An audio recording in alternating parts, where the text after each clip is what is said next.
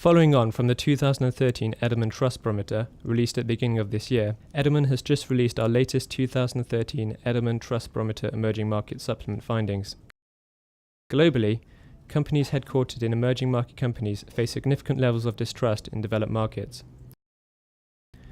Emerging market companies have seen declining levels of trust since 2011, with a 33-point trust gap between companies headquartered in developed markets that are globally highly trusted and companies headquartered in emerging markets that globally face low levels of trust.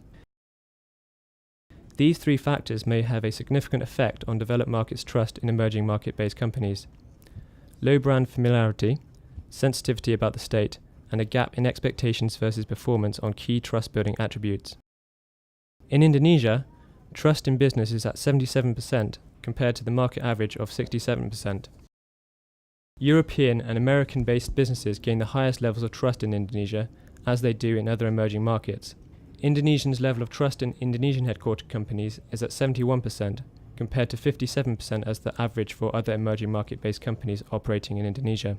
For Indonesia, these are the most important trust-building attributes. Firstly, community involvement. Indonesians expect businesses to actively engage within the local community and act in a socially responsible way. Secondly, listening to customers.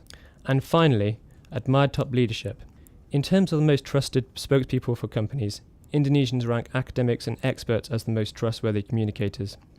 The path forward for Indonesian and BRIC companies seeking to navigate the twists and turns of trust building overseas is to, firstly, build brand visibility. BRIC-based companies, especially in Indonesia's case, have very low visibility. Communicating and engaging more effectively in the public and private spheres overseas is a must. Secondly, act more transparently. Thirdly, have an ethical focus. If companies fail to adhere to an ethical agenda, making trust gains will be challenging to say the least.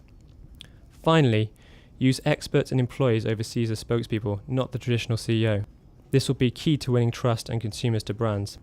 However, for those companies operating in Indonesia, Indonesians tend to prefer academics and experts as the most credible spokespeople.